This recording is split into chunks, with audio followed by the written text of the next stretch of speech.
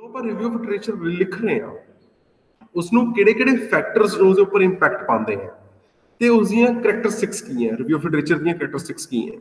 ਸੋ ਪਹਿਲਾਂ ਜੇ ਸਾਡੇ ਕੋਲ ਆ ਜਾਂਦੀ ਜਿਹੜਾ factors affecting the review of literature, ਇਸ 'ਚ ਕੁਝ ਪੁਆਇੰਟਸ ਹੈ ਜਦੋਂ ਅਸੀਂ ਰਿਵਿਊ ਆਫ ਲਿਟਰੇਚਰ ਲਿਖ ਰਹੇ ਹਾਂ ਤਾਂ ਕਿਹੜੇ-ਕਿਹੜੇ ਪੁਆਇੰਟ ਹੈ ਜਿਹੜੇ ਉਸਦੇ ਉੱਪਰ ਇਫੈਕਟ ਪਾਉਂਦੇ ਹੈ। ਜੇ ਸਭ ਤੋਂ ਪਹਿਲਾਂ ਅਸੀਂ ਗੱਲ ਕਰੀਏ ਤਾਂ ਪੁਆਇੰਟ ਨਿਕਲ ਕੇ ਆਉਂਦਾ ਰਿਸਰਚਰਸ ਐਕਸਪੀਰੀਅੰਸ, ਸੈਕੰਡ ਪੁਆਇੰਟ ਨਿਕਲ ਕੇ ਆਉਂਦਾ density of the research project, then accessibility of the resources, reading time frame and availability of the support system. These are some of the points. ਇਹ ਕੁਝ ਫੈਕਟਰਸ ਹੈ, ਮੈਂ ਇਹ ਨਹੀਂ ਕਹਿੰਦਾ ਵੀ ਇਹ ਸਾਰੇ ਫੈਕਟਰ ਸਿਰਫ ਇਹੀ ਫੈਕਟਰਸ 5 ਫੈਕਟਰਸ ਹੈ, ਨਹੀਂ, ਇਹ ਕੁਝ ਫੈਕਟਰਸ ਹੈ ਜੋ ਮੇਨਲੀ ਜੋ ਇੱਕ ਰਿਵਿਊ ਆਫ ਲਿਟਰੇਚਰ ਨੂੰ ਇੰਪੈਕਟ ਪਾਉਂਦੇ ਹੈ। ਜੇ ਸਭ ਤੋਂ ਪਹਿਲੀ ਚੀਜ਼ ਅਸੀਂ ਗੱਲ ਕਰੀਏ ਰਿਸਰਚਰਸ ਐਕਸਪੀਰੀਅੰਸ, ਜਦੋਂ ਦੇਖੋ ਰਿਵਿਊ ਆਫ ਲਿਟਰੇਚਰ ਲਿਖਣਾ ਹੈ ਸਭ ਤੋਂ ਪਹਿਲਾ ਪੁਆਇੰਟ ਇੰਪੈਕਟ ਪਾਉਂਦਾ ਰਿਸਰਚਰਸ ਦੇ experience the, that what type of the experience a researcher is having। ਆਪਾਂ ਬੜੀ ਇੱਕ ਸਿੰਪਲ ਐਗਜ਼ਾਮਪਲ ਹੈ, ਜਿਵੇਂ ਪਹਿਲੇ ਪਿਛਲੇ ਮੋਡਿਊਲਸ 'ਚ ਆਪਾਂ ਐਗਜ਼ਾਮਪਲਸ ਲੈ ਕੇ ਚੱਲ ਰਹੇ ਸੀਗੇ ਕਸਟਮਰ ਸੈਟੀਸਫੈਕਸ਼ਨ ਦੀ, ਜੇ ਆਪਾਂ ਉਸੇ ਐਗਜ਼ਾਮਪਲ ਨੂੰ ਅੱਗੇ ਲੈ ਕੇ ਚੱਲੀਏ ਤਾਂ ਇੱਕ ਰਿਸਰਚਰ ਹੈ ਜਿਹੜਾ ਬਿਲਕੁਲ ਇਸ ਫੀਲਡ 'ਚ ਫਰੈਸ਼ਰ ਹੈ, ਇੱਕ ਰਿਸਰਚਰ ਹੈ ਜਿਹਨੂੰ 4 ਤੋਂ 5 ਸਾਲ ਦਾ ਐਕਸਪੀਰੀਅੰਸ ਹੈ ਜਾਂ ਅਪ ਟੂ 5 ਇਅਰਸ ਦਾ ਐਕਸਪੀਰੀਅੰਸ ਹੈ, ਇੱਕ ਰਿਸਰਚਰ ਹੈ ਜਿਹਨੂੰ 20 ਇਅਰਸ ਦਾ ਐਕਸਪੀਰੀਅੰਸ ਹੈ, ਔਰ ਦੂਸਰਾ ਰਿਸਰਚਰ ਹੈ ਜਿਹਨੂੰ 40 to 50 ਇਅਰਸ ਦਾ ਐਕਸਪੀਰੀਅੰਸ ਹੈ। ਸੋ ਹੁਣ ਇਹ ਸਾਰੇ ਚਾਰਾਂ ਕੇਸਿਸ ਦੇ ਵਿੱਚ ਜੋ ਵਿਊ ਪੁਆਇੰਟ ਹੈ ਹਰੇਕ ਰਿਸਰਚਰ ਦਾ ਅਲੱਗ-ਅਲੱਗ ਹੋਏਗਾ। ਜੇ ਮੈਂ ਸਭ ਤੋਂ ਪਹਿਲੇ ਵਾਲੇ ਤੇ ਸਭ ਤੋਂ ਅਖੀਰਲੇ ਨੂੰ ਕੰਪੇਅਰ ਕਰਾਂ, ਸਭ ਤੋਂ ਪਹਿਲਾ ਸੀਗਾ ਮੇਰਾ ਫਰੈਸ਼ਰ, ਠੀਕ ਹੈ, ਤੇ ਸਭ ਤੋਂ ਅਖੀਰਲਾ ਮੇਰਾ ਸੀ ਜਿਸ ਕੋਲ 40 ਤੋਂ 45 ਜਾਂ 40 ਤੋਂ 50 ਸਾਲ ਦਾ ਜਾਂ 45 ਤੋਂ 50 ਸਾਲ ਦਾ ਐਕਸਪੀਰੀਅੰਸ ਹੈ। ਜੇ ਮੈਂ ਦੋਨਾਂ ਦੇ ਵਿਊ ਪੁਆਇੰਟ ਨੂੰ ਕੰਪੇਅਰ ਕਰਕੇ ਦੇਖਾਂ ਤਾਂ ਬਹੁਤ ਡਿਫਰੈਂਸ ਹੈ, ਕਿਉਂਕਿ 40 ਤੋਂ 50 ਸਾਲ ਵਾਲੇ ਐਕਸਪੀਰੀਅੰਸ ਦੇ ਬੰਦੇ ਨੂੰ ਇਹੋ ਜਿਹੇ ਪੁਆਇੰਟਸ ਪਤਾ ਹੈ ਜਿਹੜੇ ਕਿਸੇ ਫਰੈਸ਼ਰ ਨੂੰ ਪਤਾ ਹੀ ਨਹੀਂ ਹੋ ਸਕਦੇ। ਫਰੈਸ਼ਰ ਨੇ ਕਦੀ ਉਹਨਾਂ ਪੁਆਇੰਟਸ ਦੇ ਬਾਰੇ ਹੋ ਸਕਦਾ ਸੋਚਿਆ ਹੀ ਨਾ ਹੋਵੇ, ਠੀਕ ਹੈ। ਤੇ ਜਿਹੜਾ ਐਕਸਪੀਰੀਅੰਸ ਬੰਦਾ ਬੈਠਾ ਉਸ ਨੂੰ ਤਾਂ ਬਹੁਤ ਐਕਸਪੀਰੀਅੰਸ ਹੈ, ਉਹਨੇ ਤਾਂ ਪਤਾ ਹੀ ਨਹੀਂ ਕਿੰਨੇ ਪੁਆਇੰਟਸ ਉੱਪਰ ਸਟੱਡੀ ਕੀਤੀ ਹੋਏਗੀ। ਸੋ ਇੱਕ ਰਿਵਿਊ ਆਫ ਲਿਟਰੇਚਰ ਦੇ ਵਿੱਚ ਰਿਸਰਚਰ ਦਾ ਜੋ ਐਕਸਪੀਰੀਅੰਸ ਹੈ ਉਹ ਬਹੁਤ ਮੈਟਰ ਕਰਦਾ। ਜੇ ਉਹ ਫਰੈਸ਼ਰ ਹੈ ਉਸਦਾ ਵਿਊ ਪੁਆਇੰਟ ਬਿਲਕੁਲ ਅਲੱਗ ਹੋਏਗਾ, ਬਟ ਜੇ ਉਸ ਕੋਲ ਕੋਈ ਐਕਸਪੀਰੀਅੰਸ ਹੈ ਤਾਂ ਉਸਦਾ ਵਿਊ ਪੁਆਇੰਟ ਬਿਲਕੁਲ ਅਲੱਗ ਹੋ ਜਾਏਗਾ। ਜੇ ਉਸ ਕੋਲ ਥੋੜਾ ਜ਼ਿਆਦਾ ਐਕਸਪੀਰੀਅੰਸ ਹੈ ਤਾਂ ਉਹਦਾ ਵਿਊ ਪੁਆਇੰਟ ਬਿਲਕੁਲ ਅਲੱਗ ਹੋ ਜਾਏਗਾ। ਸੋ ਉਹ ਜੋ ਰਿਵਿਊ ਆਫ ਲਿਟਰੇਚਰ ਲਿਖੇਗਾ ਉਸ ਲਿਖਣ 'ਚ ਉਹਦਾ ਐਕਸਪੀਰੀਅੰਸ ਬਹੁਤ ਹੈਲਪ ਕਰੇਗਾ। ਇੱਕ ਫਰੈਸ਼ਰ ਦੇ ਲਈ ਉਹ ਚੀਜ਼ਾਂ ਸਾਰੀਆਂ ਨਵੀਆਂ ਹੋਣਗੀਆਂ, ਬਟ ਐਕਸਪੀਰੀਅੰਸ ਬੰਦੇ ਦੇ ਲਈ ਉਹਨੇ ਸਟੱਡੀ ਕਰ ਚੁੱਕਾ ਹੋਏਗਾ, ਅਲੱਗ-ਅਲੱਗ ਫੈਕਟਰ ਸਟੱਡੀ ਕਰ ਚੁੱਕਾ ਹੋਏਗਾ, ਉਹ ਨਵੇਂ ਤੋਂ ਨਵੇਂ ਫੈਕਟਰਸ ਦੇ ਬਾਰੇ ਗੱਲ ਕਰੇਗਾ। ਸੋ ਰਿਸਰਚਰ ਦਾ ਜੋ ਐਕਸਪੀਰੀਅੰਸ ਹੈ ਉਹ ਇਸ ਦੇ ਉੱਪਰ ਇੱਕ ਬਹੁਤ ਇੰਪੈਕਟ ਪਾਉਂਦਾ।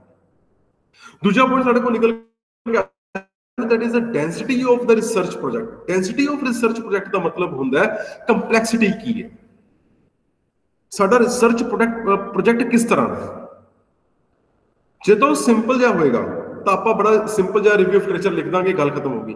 ਬਟ ਜੇ ਸਾਡਾ ਰਿਸਰਚ ਪ੍ਰੋਜੈਕਟ ਬਹੁਤ ਕੰਪਲੈਕਸ ਹੈ, ਬਹੁਤ ਡੀਪ ਸਟੱਡੀ ਮੰਗਦਾ ਹੈ, ਜਿਵੇਂ ਆਪਾਂ ਫੋਰ ਐਗਜ਼ਾਮਪਲ ਕਰੋਨਾ ਦੀ ਗੱਲ ਕਰਕੇ ਚੱਲੀਏ, ਕਰੋਨਾ 'ਚ ਲੋਕਾਂ ਨੇ ਦਵਾਈ ਵਗੈਰਾ ਬਣਾਈ, ਵੈਕਸੀਨ ਬਣਾਈ ਉਹਦੀ, ਠੀਕ ਹੈ। ਹੁਣ ਨੋ ਡਾਊਟ ਦਵਾਈਆਂ ਤਾਂ ਹੋਰ ਵੀ ਬਣਦੀਆਂ, ਬਟ ਕਰੋਨਾ ਦੀ ਜਿਹੜੀ ਦਵਾਈ ਬਣੀ ਹੈ ਉਸਦੇ ਵਾਸਤੇ ਕਿੰਨਾ ਉਹਨਾਂ ਨੂੰ ਰਿਸਰਚ ਕਰਨੀ ਪਈ ਹੋਏਗੀ, ਕਿੰਨੀ ਰਿਸਰਚ ਕਰਨੀ ਪਈ ਹੋਏਗੀ, ਕਿੰਨਾ ਕੰਪਲੈਕਸ ਸੀਗਾ ਸਾਰਾ ਵਰਡ ਇਸ ਕਰੋਨਾ ਨੇ ਹਿਲਾ ਕੇ ਰੱਖ ਦਿੱਤਾ। ਤਾਂ ਉਸਦੇ ਰਿਗਾਰਡਿੰਗ ਜਿਹੜੀ ਉਹਦੀ ਕੋਈ ਮੈਡੀਸਨ ਵਾਸਤੇ ਦਵਾਈ ਲੱਭਣੀ ਸੀ ਤਾਂ ਕਿੰਨੀ ਰਿਸਰਚ ਲੱਗੀ ਹੋਏਗੀ। ਪਹਿਲੇ 3-4 ਮਿੰਟ ਦਾ ਸਾਇੰਟਿਸਟ ਨੂੰ ਪਤਾ ਹੀ ਨਹੀਂ ਲੱਗਿਆ ਵੀ ਚੀਜ਼ ਕੀ ਹੈ, ਠੀਕ ਹੈ। ਉਸ ਤੋਂ ਬਾਅਦ ਜਾ ਕੇ ਉਹਨਾਂ ਨੇ ਦੇਖਣਾ ਸ਼ੁਰੂ ਕੀਤਾ, ਮਾੜਾ ਮੋਟਾ ਕੁਝ ਸਮਝ ਲੱਗਿਆ ਉਹਨਾਂ ਨੂੰ, ਉਹਨਾਂ ਨੇ ਦਵਾਈ ਦੇ ਉੱਪਰ ਕੰਮ ਕਰਨਾ ਸ਼ੁਰੂ ਕਰਿਆ। ਤਾਂ ਵੀ ਦੇਖੋ ਪਿਛਲੇ ਨਵੰਬਰ ਦਾ ਸ਼ੁਰੂ ਹੋਇਆ ਹਲੇ ਤੱਕ ਜਾ ਕੇ ਆਪਣੇ ਦਵਾਈ ਹਲੇ ਲਾਂਚ ਹੋ ਰਹੀ ਹੈ। ਹੁਣ ਦਵਾਈ ਹਲੇ ਜਨਵਰੀ 'ਚ ਜਾ ਕੇ ਪਹੁੰਚਣੀ ਆ, ਨਵੰਬਰ 19 'ਚ ਜਾ ਕੇ ਸ਼ੁਰੂ ਹੋਇਆ ਸੀ ਤੇ ਹੁਣ ਜਨਵਰੀ 21 'ਚ ਜਾ ਕੇ ਕਿਧਰੇ ਦਵਾਈਆਂ ਦੀ ਹਲੇ ਆਣੀ ਸ਼ੁਰੂ ਹੋਣੀ ਹੈ ਕਈ ਜਗ੍ਹਾ ਦੇ ਉੱਪਰ। ਸੋ ਦਿਸ ਇਜ਼ ਦ ਡੈਂਸਿਟੀ। ਜਿੰਨਾ ਕੰਪਲੈਕਸ ਕੋਈ ਵੀ ਕੰਮ ਹੋਏਗਾ ਉਸਦੇ ਬੇਸਿਸ ਦੇ ਉੱਪਰ ਰਿਵਿਊ ਆਫ ਲਿਟਰੇਚਰ ਜਾਏਗਾ। ਜਿੰਨਾ ਸਿੰਪਲ ਹੋਏਗਾ ਉਹਨਾਂ ਆਪਣਾ ਠੀਕ ਹੈ, ਉੱਪਰ ਲੈ ਕੇ ਕੰਮ ਆਪਾਂ ਕਰ ਲਾਂਗੇ, ਬਟ ਜੇ ਕੰਪਲੈਕਸ ਹੈ ਤਾਂ ਆਪਾਂ ਨੂੰ ਰਿਵਿਊ ਆਫ ਲਿਟਰੇਚਰ ਵੀ ਉਸ ਦੇ ਅਕੋਰਡਿੰਗਲੀ ਡੀਪ 'ਚ ਜਾ ਕੇ ਦੇਖਣਾ ਪਏਗਾ। ਦੈਨ ਸਾਡੇ ਕੋਲ ਪੁਆਇੰਟ ਨਿਕਲ ਕੇ ਆਉਂਦਾ accessibility of the resources. Accessibility of the resources ਦਾ ਮਤਲਬ ਹੁੰਦਾ ਜਿਹੜੇ ਰਿਸੋਰਸਿਸ ਸਾਡੇ ਕੋਲ ਅਵੇਲੇਬਲ ਹੈ, ਕੋਈ ਇੰਟਰਨੈਟ ਅਵੇਲੇਬਲ ਹੈ, ਪ੍ਰਾਇਮਰੀ ਰਿਸੋਰਸਿਸ ਅਵੇਲੇਬਲ ਹੈ, ਸੈਕੰਡਰੀ ਰਿਸੋਰਸਿਸ ਅਵੇਲੇਬਲ ਹੈ, ਕੋਈ ਬੁੱਕਸ ਅਵੇਲੇਬਲ ਹੈ, ਉਹਨਾਂ ਨੂੰ ਅਸੀਂ ਕਿੰਨਾ ਕੁ ਸਰਚ ਕਰ ਰਹੇ ਹਾਂ, ਉਹਨਾਂ ਨੂੰ ਅਸੀਂ ਕਿੰਨਾ ਅਸੈਸ ਕਰ ਰਹੇ ਹਾਂ। मैं अपना दिमाग लगे बस इतने बैठे ही सोची जाता भी हाँ ये वाले पॉइंट्स भी हो सकते हैं कस्टमर सैटिस्फैक्शन वास्ते, कस्टमर सैटिस्फैक्शन दे वाला पॉइंट भी हो सकता है, प्राइसिंग भी हो सकता है जी, क्वालिटी भी हो सकता है, पार्किंग स्पेसिंग भी हो सकती है किसी रिटेल स्टोर की, ठीक है। जे मैं प्रोडक्ट की गल करा तो पैकेजिंग भी हो सकती है, अवेलेबिलिटी भी हो सकती है।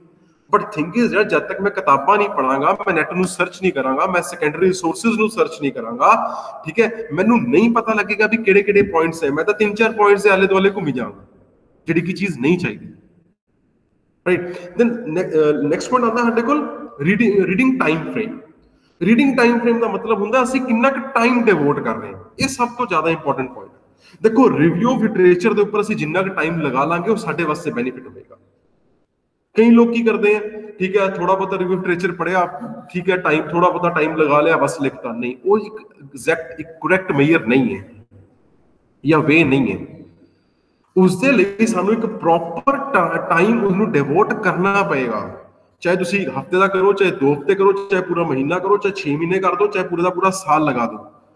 जिन्ना ਤੁਸੀਂ उसਨੂੰ डीप जाके स्टडी करोगे ਉਹਦੇ ਵਾਸਤੇ टाइम चाहिए, और जिन्ना ਤੁਸੀਂ ਉੱਪਰ टाइम डिवोट करोगे, ठीक तरीके ਨਾਲ टाइम डिवोट करोगे, ਉਹ ਉਨਾ ਹੀ ਆਪਣੇ ਕੋਲ ਰਿਵਿਊ ਲਿਟਰੇਚਰ ਜਿਹੜਾ ਉਹ ਵਧੀਆ ਨਿਕਲ ਕੇ ਆ ਜਾਏਗਾ। देन एक पॉइंट निकल के आंदा availability of the support system. Availability of the support system ਦਾ ਮਤਲਬ ਹੁੰਦਾ ਜਿਹੜਾ ਆਪਣਾ ਕੋਈ ਪੀਅਰ ਗਰੁੱਪ ਹੈ ਜਾਂ ਆਪਣਾ ਗਾਈਡ ਹੈ ਜਾਂ ਆਪਣੇ ਟੀਚਰਸ ਹੈ, ਆਪਾਂ ਨੂੰ ਉਹਨਾਂ ਦੀ ਕਿੰਨੀ ਸਪੋਰਟ ਅਵੇਲੇਬਲ ਹੈ। मैं अपनी कोई प्रॉब्लम लेके अपने गाइड को चला गया, ठीक है, अगलो मेरा गाइड कहता नहीं यार तुम जिवें चंगला तू अपने अकॉर्डिंगली कर ले, ये कोई सपोर्ट तो नहीं है ना। भी सपोर्ट तो है जो मैं अपने गाइड दे कोल अपनी प्रॉब्लम लेके गया तो मेरे गाइड ने मेरी हेल्प की उस प्रॉब्लम ਨੂੰ सॉल्व करने ਦੇ ਵਿੱਚ। भी जे मैं 2 पॉइंट्स लेके जा रहा, मेरा गाइड मैंने अगे 4 पॉइंट्स 5 पॉइंट्स मैंने दस रहे, ये सपोर्ट है। मैं अपने पीयर ग्रुप च बैठा, मैं अपने पीयर ग्रुप च बैठ के अपनी प्रॉब्लम डिस्कस कर रहे हैं, लोग मैंने उसके बारे रिगार्डिंग मैंने सॉल्यूशंस दे रहे हैं या मैंने उसके रिगार्डिंग कुछ अपने वो आइडियाज दे रहे हैं। ये तो हो जाएगी availability of the support system. जी मेरे को सपोर्ट सिस्टम्स अवेलेबल है, मेरा पीयर ग्रुप है, मेरे कुलीग्स हैं, मेरा गाइड है, मेरे एक्सपीरियंस टीचर्स हैं, इन्हां दी मेरे को कितनी अवेलेबिलिटी है, ये मेरे नाल कितनी देर मेरे नाल खड़े हैं जो मेरी ताजो मेरी वो हेल्प कर सकन, जिन्ना मैनू वो सपोर्ट कर सकन। सो ये कुछ फैक्टर्स हैं जिहड़े रिव्यू ऑफ लिटरेचर के ऊपर इफेक्ट पाते हैं। जे मैं सैकंड गल करा that what must be the characteristics of a good review of literature. पहली गल, it must be comprehensive. It must be comprehensive, बहुत ब्रॉड एरिया होना चाहिए, कुछ छोटा जिहा नहीं होना चाहिए। क्योंकि आप पहला भी गल की थी प्रॉब्लम आइडेंटिफिकेशन भी गल की थी, जिन्ना आप ज्यादा तो ज्यादा मटीरियल इकट्ठा कर लांगे that will be good for us. उस बड़े मटीरियल जो छोटा करना बहुत ईजी है, जे पहले ही आप छोटा ले लांगे तो उस तो होर छोटा की करांगे। So it should include the latest references. ये चीज आपको बड़े अपने दिमाग च रखनी पैंदी है भी ਜਿਹੜੇ ਇਸ ਚ ਆਪਾਂ ਰੈਫਰੈਂਸਸ ਪਾਣੀ ਹੈ ਉਹ ਆਪਾਂ ਲੇਟੈਸਟ ਰੈਫਰੈਂਸਸ ਪਾਈਏ, ਕੋਈ ਪੁਰਾਣੀਆਂ ਰੈਫਰੈਂਸਸ ਚੱਕ ਕੇ ਨਾ ਪਾ ਲਈਏ। ਜੋ ਲੇਟੈਸਟ ਅਵੇਲੇਬਲ ਹੈ ਉਹਨਾਂ ਲੇਟੈਸਟ ਨੂੰ ਅਸੀਂ ਉਸ ਦੇ ਵਿੱਚ ਪਾਈਏ, ਜਿਹੜੀਆਂ ਬਹੁਤ ਜ਼ਰੂਰੀ ਹੈ।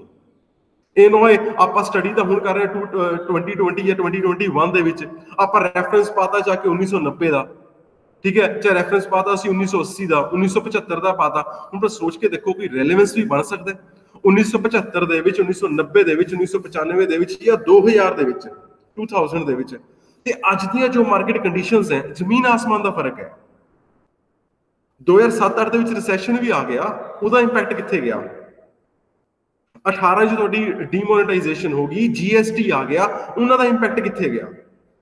ਉਹਨਾਂ ਦੇ ਰੈਫਰੈਂਸ ਵੀ ਤਾਂ ਹੋਣਗੇ ਨਾ।